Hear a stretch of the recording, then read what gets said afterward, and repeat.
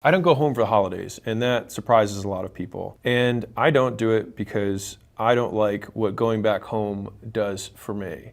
And that's not just family, that's friends, environments, places I go to, people I speak with, anything.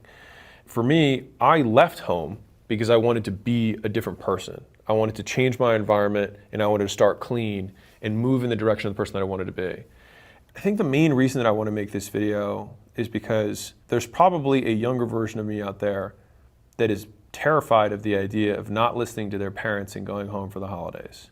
Listen, if you love your family and it's like the highlight of the year, then fucking go. If I'm talking to young Mosey, the biggest fear that I had was what people would think about me if I didn't go out with them when I was back home. Because it's like, well, I'm back home for a week. They're like, yo, you're back home, let's whatever. And I would feel obligated because I'm back home and I'm only back home a couple times a year. But the reason that I haven't been in touch with that person when I'm not back home is because they try and meet me in my past and treat me in a way that I used to accept them treating me. As I've grown, in their word, changed, I no longer accept that type of behavior. And it's not just the things they say, it's how they say it. And a lot of times, like, it's not super direct. A lot of times it's indirect, especially if it's people who like you. This is why it's so tough. When you have a cousin or an uncle who says, oh, you know how you are. And they say it like that because they want you to be like, oh yeah, I know how I am. But the thing is that when you do that, you basically agree, you accept their label of who you are, which is often the person that you used to be, that you literally left there to try and change. This was super tough for me because, you know, I have lots of traditions and hey, come on, like, Aunt whatever is gonna make pumpkin pie again. And, oh, you know, so-so is bringing her meatloaf or whatever it is. And so you can't miss it. But the thing is you absolutely fucking can. You can absolutely miss it. I made a video about this 4 or 5 years ago, and it was one of my top videos that I made, and I thought it was worth a refresh. And one of the things I said in the video was, I have become increasingly intolerant of people treating me in a way that I don't accept. And I said, you know, maybe in the future, 5 years from now, I'll look back on this video and think, hey, maybe I was a little too harsh, maybe I was a little too extreme. And the reality is the exact opposite. I'm even less tolerant now than I was then. So if you're sitting on the couch, right, and someone says, hey, get over here. If they said something like that to me in that tone, I would say, don't talk to me that way. I'm not your dog. Like, what do you need? They're like, just get over here. And I'd be like, no, you're just repeating the same thing. And then it gets this really awkward point. In those awkward moments is when you reframe and you reteach someone to treat you. If you think it's uncomfortable for you, it's even more uncomfortable for them. One, because they're not used to it and no one does this. It's also why most people are mediocre and never get out of the doom loops they have from back home. And they fall right back into the old behaviors that they were trying to get away from. When you're teaching that person of how you want to be treated, you're saying, you can do whatever you want. I have no control over how you choose to speak to me, but I do have control over what I will choose to do in response. And so if you would like me to get up and help you with this thing, simply ask me, hey Alex, are you busy right now? And I might say yes or no. If I'm not, you might say, would you mind helping me with these things? And I might say, of course, happy to help. But if you say, get over here, I'm never gonna respond to that. And you repeating it louder in no way makes it more likely that I'll respond. A lot of times it's these little things like this, it's these micro exchanges, because it's rare that someone's like, you are not happy, Alex. They don't really do that, not often. Sometimes they do. Like, I mean, I'll give you a couple examples. It's like, you have such a short temper, right? I'll get that one when I go back home. Anybody who knows me now probably would not describe me that way. And here's a key point. What most people want to say, even if they have the balls to step up, and kudos for even stepping up. If you say, hey, you know what, please don't say that, I'm really working on it, that's a great half step in the direction.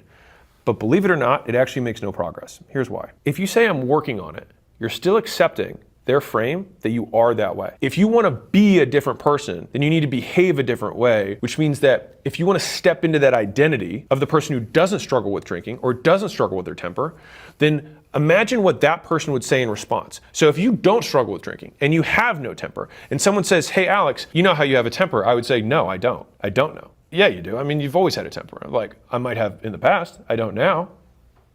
Please don't speak to me that way. It doesn't help me. Unless you prefer that I be angry. Whoa, you're getting angry? No, I'm stating facts. I'm asking you a question. Would you prefer that I be angry? No. Well, then don't tell me that I am. Are you here to help me? Or are you here to get me to behave the way you want me to? It's very tough for people to see people change. Because oftentimes when we change, in our world grow, we remind them of the changes they've been incapable of making. We remind them of their own deficiencies, of their own failures, of the comfort zones that they had been unwilling to step out of, that we were willing to take the risk for. To figure out whether your family and the people that you're going home to are conducive to your goals, what behaviors do I need to do to achieve the goals I want? And do these people support those behaviors or do they detract from those behaviors? That's it. If when you get in that environment, you are less likely to do the behaviors that you say you're committing to so that you can be the person you want to be and achieve the things you want to achieve, then that would be a detractor. If they are helping you and they are supporting you and they're clearing the way and they're giving you attention back, then that's an amazing family and they are supporting you in your goals. And this is the double-edged sword. This is the paradox, is that the loving, caring family that would say, hey, I respect that you're trying to make this change. Go do what's right for you so that you can become that person. That's probably the family you'd want to go home to, right? And that's the paradox of this. If the family and the people around you, the people that you went back home in high school and to have your high school parties with or whatever, actually behave that way, they wouldn't be there. They'd be somewhere else, right? They would have moved on. They would have grown themselves. And so that's the tough part about it. If you are young Mosey and you don't have a lot waiting for you back home in terms of what you're looking forward to, I just want to give you one outside person's permission, if you need that, to not go home. You can miss a holiday.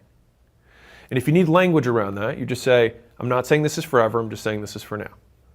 That's it. Easy language. And if they throw a tantrum, that is on them. They may miss you.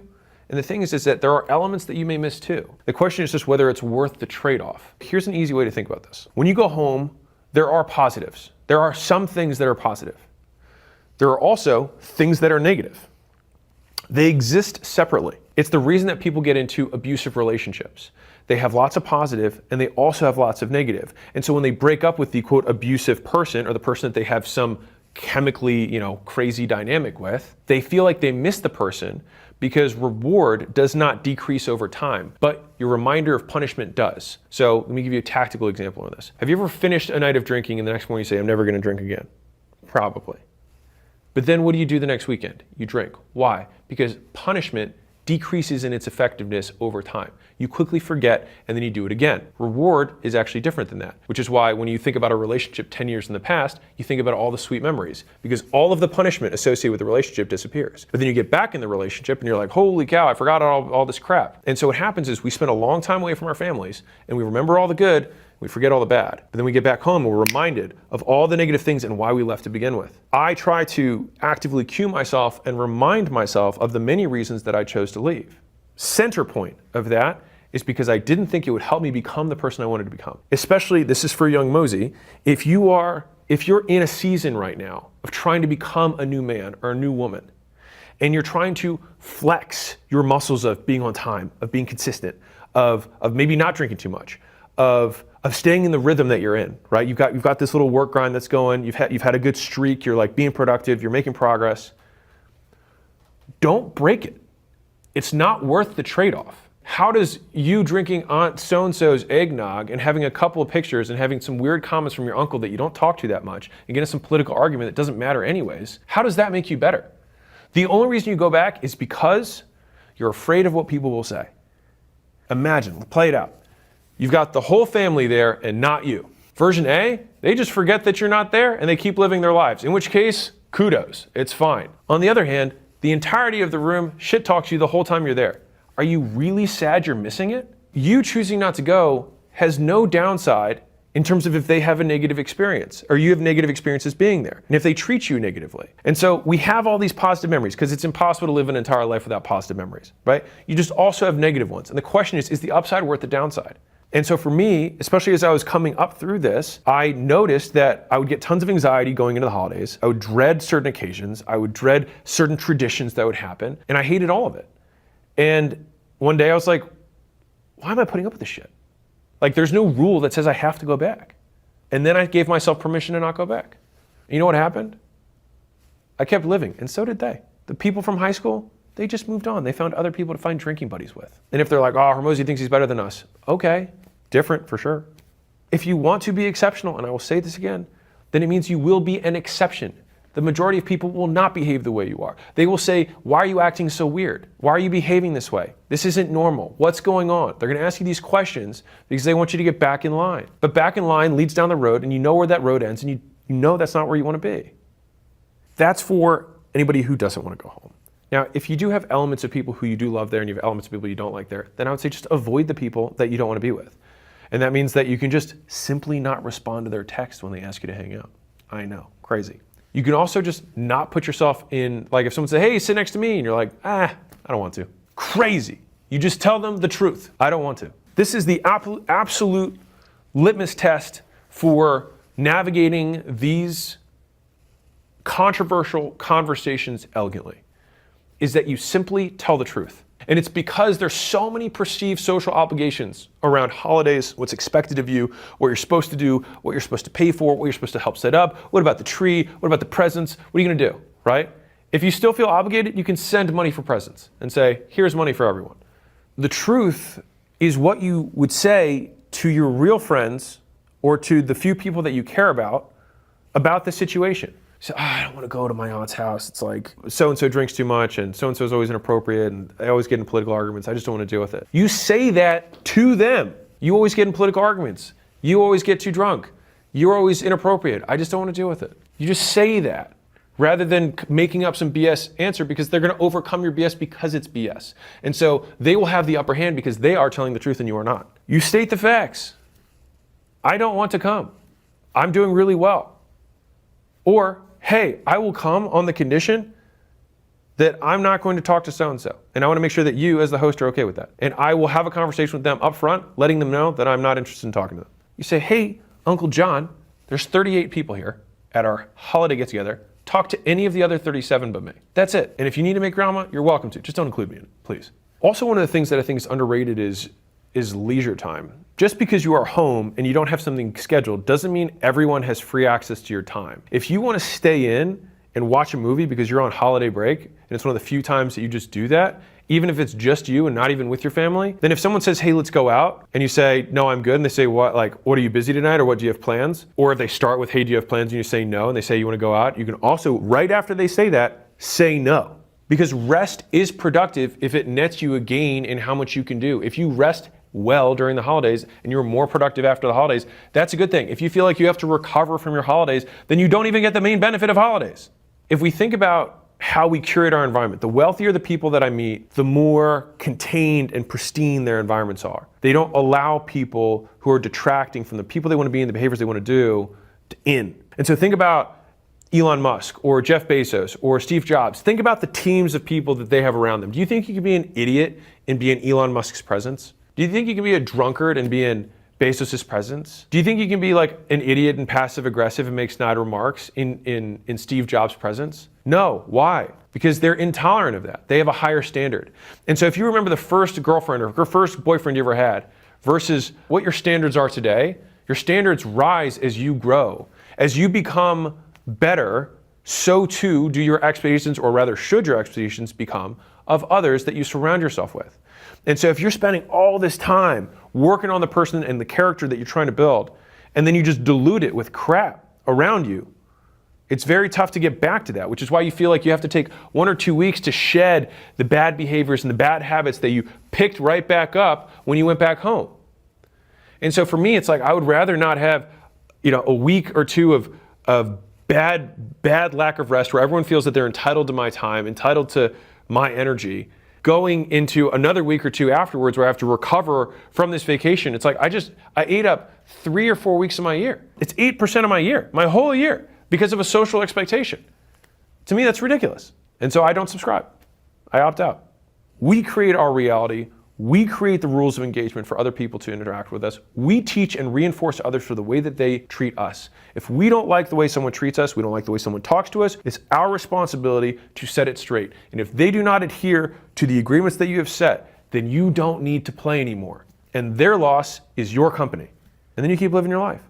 I think this is Epictetus, but he says, how do you get angry at a rock? You can call a rock names, you can shout at it, you can stomp your feet, but the rock just stays a rock. And so if they get all upset, just be the rock.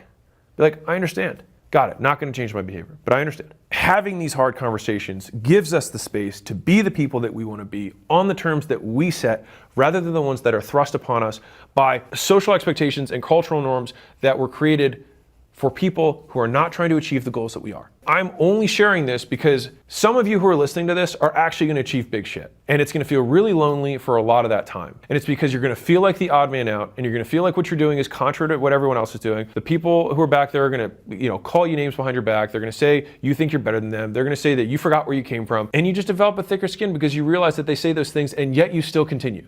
And yet you keep living, and you keep getting closer to your goals. And then the thing is goal after goal starts falling down, and you get more and more evidence that this path is the path you should be on, and you'll feel more and more confident to the point where in the future, you just have no issue with that. You'll have zero tolerance. Someone texts you, just block them. Like, I don't care. I don't need it. I just don't need it. I do have an easy offer for you. You can go to skool.com/games. And what we have inside for you is we have 3 calls a week with guys who are actually making tens of hundreds of thousands of dollars a month on Skool, using the platform, teaching you exactly what they did step by step. So we've got calls for you of other people. We've got a community of others to help you out. And I think the benefit here is that you get people who are both starting with you at zero, but people who are also at the end of the race cheering you on. And so you kind of have like 3 types of accountability. So you've got peer accountability, you've got kind of like coach accountability because people are rooting for you, but then you also have alumni accountability, people who've already been through it. And then I made a course that I put in there. It's free. It just shows you how to do this, the different ways to play the game, the different kind of like avatars that you can self-select. Maybe I'm somebody who likes making content. Maybe I'm somebody who's better at ads. Maybe I'm somebody who already has an audience. Maybe I'm somebody who likes outbound. Maybe I'm somebody who likes to have a partner. So I break down all the different paths that you can use to really start making money on the internet with what I think is the easiest business model out there. The best part, in my opinion, is that all of this stuff, obviously we have the prizes, the top 10 get to fly out, so hopefully you can do that. But you only need 3 people, and I just did a 1-day full deep dive. It's 8 hours of me just helping the top 10 communities scale, and those recordings are live right now. So if I had a $100,000 mastermind or something, this would be it, except it's yours and it's free. And here's my incentive for you. If you just get 3 people into your group. All right, so I like to put like as low as I possibly could. You get 3 people into your group. You can get your friends in there. I don't care if you cheated. It's fine. Get 3 people into your community, and you get all the downloads from that. And all of this stuff, you can start for free for 14 days, just so you can get a feel for it. You can go in there, download everything, and steal it all for all I care. All right? But my hope is that you actually use it so you can make your first dollar. And I will just repeat this one stat because I think it's the most important stat I think of the business right now, is that 30.4% of people who finish their first month of the Skool Games make their first dollar online.